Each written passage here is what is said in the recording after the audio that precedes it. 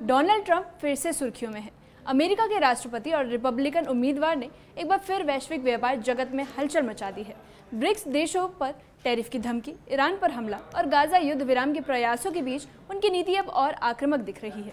उन्होंने कहा कि सोमवार दोपहर 12 बजे से 12 देशों को टैरिफ बढ़ोतरी के पत्र भेजे जाएंगे। साथ ही चेतावनी दी कि जो देश ब्रिक्स की अमेरिका विरोधी नीतियों से जुड़ेंगे उन पर 10% अतिरिक्त शुल्क यानी टैक्स लगेगा। इस ऐलान का असर सिर्फ व्यापार तक नहीं बल्कि अंतर्राष्ट्रीय कूटनीति और मध्य पूर्व की राजनीति पर भी देखने को मिलेगा। इस बीच नेतन्याहू अमेरिका पहुंचे हैं और ट्रंप से गाजा पर बातचीत होने वाली है।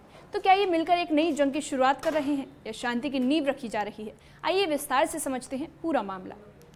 न्यूज़ 18 के सोशल मीडिया प्लेटफॉर्म पर आपका स्वागत है। मैं आपके साथ साइमा परवीन। अमेरिका के राष्ट्रपति डोनाल्ड ट्रंप ने अमेरिका की टैरिफ पत्रों की घोषणा कर दी है। सोमवार दोपहर 12 बजे से 12 देशों को टैरिफ बढ़ोतरी के पत्र भेजे जाएंगे।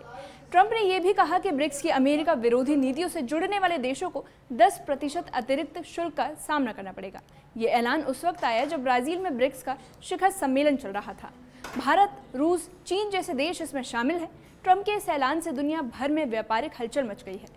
वैश्विक बाजारों पर दबाव बना है और कई देशों में रणनीतिक बैठकों का दौर शुरू हो गया है। ये सिर्फ आर्थिक नीति नहीं बल्कि ट्रंप की चुनावी रणनीति भी है। ब्रिक्स संगठन अब ट्रंप की नज़र में अमेरिका के लिए एक बड़ी चुनौती बन गई है।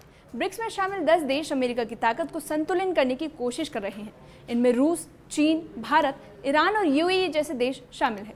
ये संगठन डॉलर पर निर्भरता कम करने, वैकल्पिक भुगतान व्यवस्था यानी ऑल्टरनेटिव पेमेंट अरेंजमेंट्स बनाने और संयुक्त राजनीतिक फैसलों पर काम कर रहा है। ट्रंप को लगता है कि अमेरिका की आर्थिक और राजनीतिक ताकत को कमजोर करने की कोशिश है, इसलिए उन्होंने टैरिफ को एक हथियार की तरह इस्तेमाल किया और साथ ही चेतावनी दी है कि जो भी ब्रिक्स की लाइन पर चलेगा उसे आर्थिक कीमत चुकानी पड़ेगी। अप्रैल में व्हाइट हाउस ने दर्जनों व्यापारिक साझेदारों पर टैरिफ लगाने की चेतावनी दी थी, लेकिन इसे 90 दिनों के लिए टाल दिया गया। अब यह अवधि खत्म हो रही है और ट्रंप ने 12 टैरिफ पत्रों पर हस्ताक्षर कर दिए हैं। सोमवार को ये पत्र भेजे जाएंगे। ट्रंप ने कहा है कि कुछ देशों पर टैरिफ 70% तक हो सकते हैं, यानी ये सिर्फ बेसलाइन 10% नहीं बल्कि अलग अलग देशों पर अलग अलग दरें होंगी। इससे वैश्विक व्यापारों में अस्थिरता आ सकती है और ये नया व्यापार युद्ध शुरू कर सकता है। ये ट्रंप की पुरानी अमेरिका फर्स्ट नीति का ही विस्तार रूप है, लेकिन अब ज़्यादा आक्रामक रूप में दिख रहा है। भारत का नाम भी इस टैरिफ लिस्ट में है। ट्रंप ने भारत पर 10% बेस टैरिफ के साथ 26% तक का शुल्क लगाया है। हालांकि भारत और अमेरिका के बीच बातचीत जारी है और जून में ट्रंप ने कहा था कि भारत के साथ बहुत बड़ा समझौता संभव है, लेकिन ब्रिक्स में भारत की भूमिका और नरेंद्र मोदी जो कि प्रधानमंत्री है भारत के, उनकी उपस्थिति ट्रंप की रणनीति के केंद्र में है। वे भारत को आर्थिक दबाव में लाकर रणनीतिक लाभ लेना चाहते हैं। ये देखना दिलचस्प होगा कि भारत इस टैरिफ वार से कैसे निपटता है। कूटनीतिक वार्ता के जरिए यह आर्थिक जवाब से निपट जाएगा। इजराइल के प्रधानमंत्री बेंजामिन नेतन्याहू इस साल तीसरी बार अमेरिका पहुंचे हैं, जहां उनकी ट्रंप से मुलाकात तय है। ये मीटिंग ईरान के न्यूक्लियर ठिकानों पर हुए संयुक्त हमले और गाजा युद्ध विराम की कोशिशों के बीच जारी है। नेतन्याहू ने रवाना होने से पहले कहा था कि ये ईरान पर हमारी सबसे बड़ी जीत है, लेकिन गाजा का मामला अभी अधूरा है। हमास और इजराइल के बीच युद्ध विराम की कोशिश जारी है, लेकिन असहमति गहरी है। ऐसे में ट्रंप और नेतन्याहू की मुलाकात से पुराने हमलों की समीक्षा नहीं बल्कि एक सैन्य या कूटनीतिक कदमों की नींव भी बन सकती है। ट्रंप और नेतन्याहू की जुगलबंदी अब अंतर्राष्ट्रीय राजनीति में अहम हो गई है। ट्रंप ने न सिर्फ नेतन्याहू के भ्रष्टाचार मुकदमों को खत्म करने की पैरवी की बल्कि उन्हें करीबी दोस्त भी बताया। बदले में नेतन्याहू ट्रंप की गाजा नीति और ईरान विरोधी कार्रवाइयों में सहयोग दे रहे हैं। दोनों देशों ने हाल ही में ईरान के परमाणु ठिकानों पर हमला किया, जिसे सफलता बताया गया। ट्रंप को उम्मीद है कि गाजा युद्ध विराम में भी नेतन्याहू सहयोग करेंगे, जिससे वे एक ग्लोबल पीस मेकर के रूप में खुद को स्थापित कर सके। ये जुगलबंदी चुनावी रणनीति से लेकर भू राजनीतिक समीकरण यानी जियोपॉलिटिक्स इक्वेशंस तक असर डाल रही है। गाजा युद्ध विराम को लेकर बातचीत चल रही है, लेकिन जैसे ही गतिरोध बना, समझौते में 60 दिनों की शांति, मानवीय सहायता यानी ह्यूमन एड और कुछ बंधकों की रिहाई की बात है। हमास ने सभी बंधकों की रिहाई के बदले गाजा से इजराइल की पूरी वापसी की मांग रखी है, लेकिन नेतन्याहू का कहना है कि युद्ध तब तक जारी रहेगा जब तक हमास हथियार डालने को तैयार नहीं होता। यानी एक ओर शांति की कोशिशें हैं, वहीं दूसरी ओर सख्त शर्तें।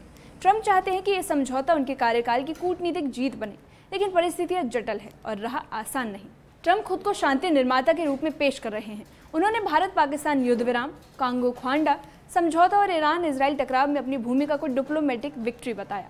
पाकिस्तान ने उन्हें नोबेल शांति पुरस्कार के लिए नामित किया है। अब वे गाजा युद्ध विराम को भी इसी सूची में शामिल करना चाहते हैं, लेकिन आलोचक इसे चुनावी स्टंट बता रहे हैं। अब सवाल ये उठता है कि क्या ये प्रयास सच में शांति लाने के लिए है या बस एक राजनीतिक शो।